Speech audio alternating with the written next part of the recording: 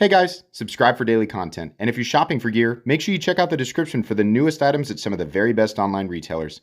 There's also links for some of the items that I personally recommend. Thanks! What's going on YouTube? Metal Complex here, and today, that might be the most perfect card slap I've ever done. I mean, line that up, look at that. I mean, that is squared, 90 degrees, perfect slap, no movement. Was that a perfect 10? Did that just happen? I think it did. Today I've got another short little unboxing video to share with you guys. Let me know what you think, and I want to know if I actually just did it there. I feel like I did. We have a knife. I've already been in this, and here's why. I know that normally I don't peek, unless it's on camera. That way we can all have the reaction together. But the reason I looked in here is because this is a knife from Ketuo, and I looked at the name here, and I said, I've already looked at the KT Triad. Why are they sending me another one? I've voiced this before. I don't love looking at slight variations of knives I've already reviewed unless there's some really spectacular material or finish or some huge upgrade that's worth noting, right? So at first I was like, did they send me one as like, now it's like with a different color scale, So I opened it up and looked at it, and initially that's what I thought. But I found out there is something different enough to be interesting. So I'm going to share that with you. Thanks so much to Ketuo. I believe this knife is available. I'll link it down in the description. You guys can take a look if you want to. So, what do we have going on? The KT Triad. Have I been saying KT Ketuo this whole time? The KT Triad. It's a cool knife, right? See the button lock, front flipper, thumb stud. We got shred carbon fiber, lots of titanium, milled clip, etc., etc. Right, snappy. And this is, I got to about here and I thought, okay, this is the same thing that I have looked at. Push the button, let the knife drop. Something feels a little different. It's not a plunge lock. It's a button-operated liner lock. Now, one of the interesting things here is, what is the frame made out of? I'm hoping that it is titanium, which would make this not completely unique, but somewhat unique. Let's take a look here.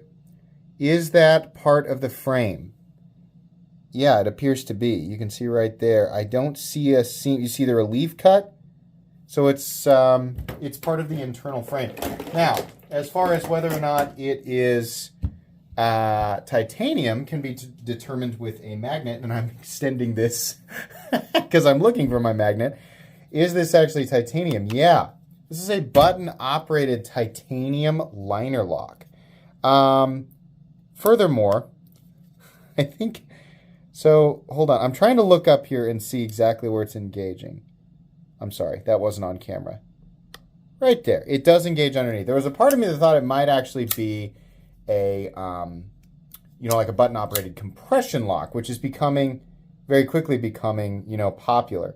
I also want to look back here, though, and make sure that the locking face is not longer, or shaped differently than I am assuming.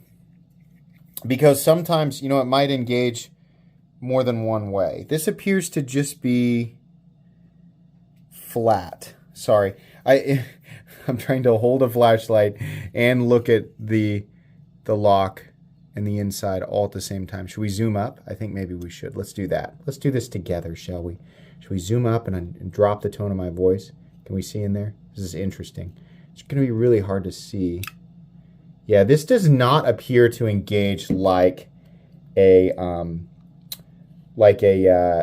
compression lock. I'm so sorry. I'm going back and forth between looking in my camera and looking at the knife itself. But you can see here, there's the lock face right there. So there's where it's engaging at probably 45%. And that part of the knife comes right back around here, and it engages this way, right? Now, that's not the actual engagement percentage. Once you flip it, it's more like this. There you go. So that actually looks pretty good. So why highlight this? What's the big deal? Well, the big deal is plunge locks, while fine, I think that would be the best way. If you were to take everybody's opinion on plunge locks in the knife community, you would get it's fine. Like, that's about where you'd be, right?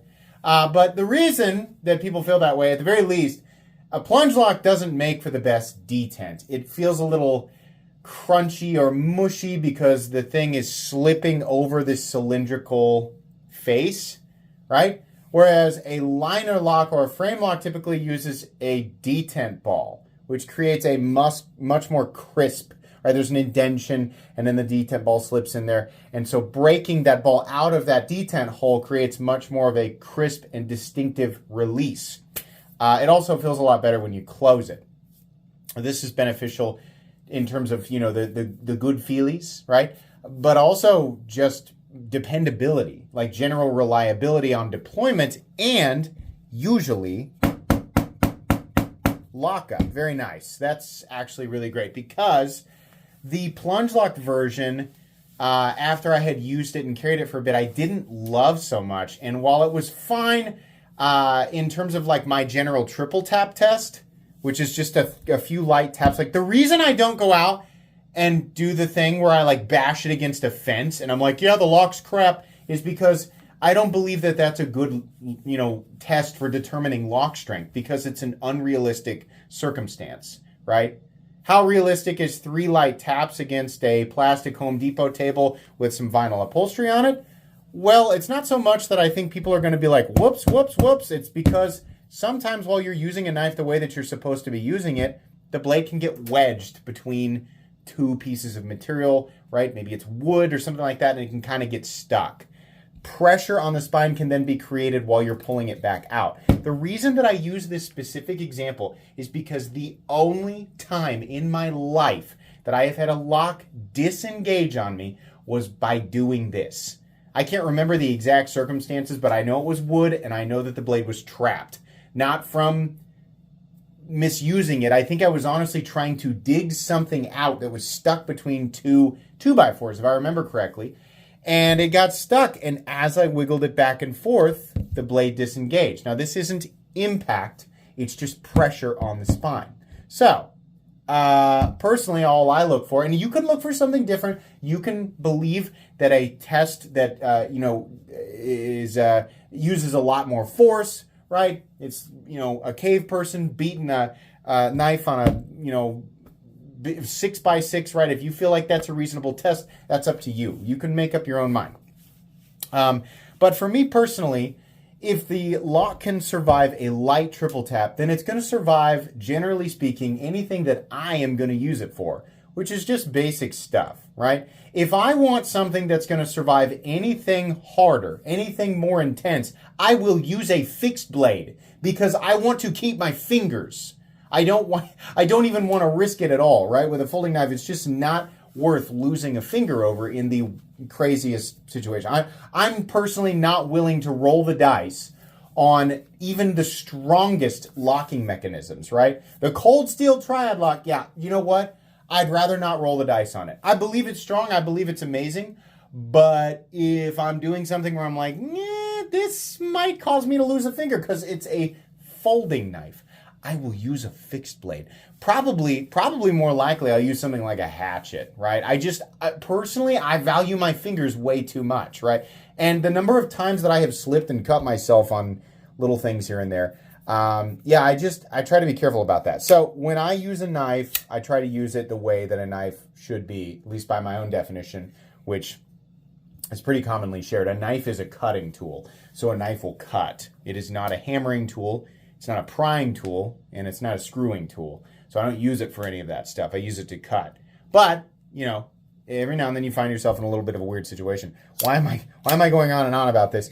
I think that this is a much more, dependable locking system. I think the strength, the benefits in terms of reliability and lockup are definitely beneficial over a plunge lock, which is what the original version of this was. And I'm also much more satisfied flipping it and deploying it. It allows for the not super great, in all honesty, front flipper. This almost 90 degree ledge with basically, it's just smooth, lumpy texturing. That is not ideal for a front flipper. You can do it, it's fine, but the reason that it works better on this one is because it's got a detent, a detent ball. The thumb studs are in a great place, right? And then the rest of this operates essentially exactly the same. I mean, you don't get that swing shut action. I think you will over time. But I think that it makes the KT Triad a lot better in general. You still have to dig slightly to get to this opening hole, but once you get there, it's much easier to deploy than the other one because it has a detent ball, right? So that I think this is better all the way around. So yeah, there you go. This is a weird unboxing, but those are my thoughts there. This is a much better knife than the first one. Expect a full comprehensive review on this version because it is absolutely different. We'll go ahead and measure it real quick and weigh it because we didn't really do that in the beginning. The overall length here is coming in at surprisingly only 7.5 inches. I say that because it feels like a much larger knife. 3¼ inches on the blade and just shy, about 2.9 inches of cutting edge. Weight on this guy, super duper lightweight. It has to be. I bet this weighs, I'm gonna say 3¼ Oh, man, I was close. 3.2. Okay. Yeah. All right. That's going to be it for today, guys. Thanks for joining me for this weird, lengthy, very talky unboxing. Please make sure to follow me on Instagram at metal_complex. If you enjoyed this video, leave a like. If you'd like to check out my other content, I do, of course, have lots of videos of knives that are either expensive or inexpensive that I do or don't like, so check those out. And if you enjoy all my content, go ahead and click on the Metal Complex logo right there and subscribe because there's definitely more coming. Thanks again for watching, everybody, and have a great day.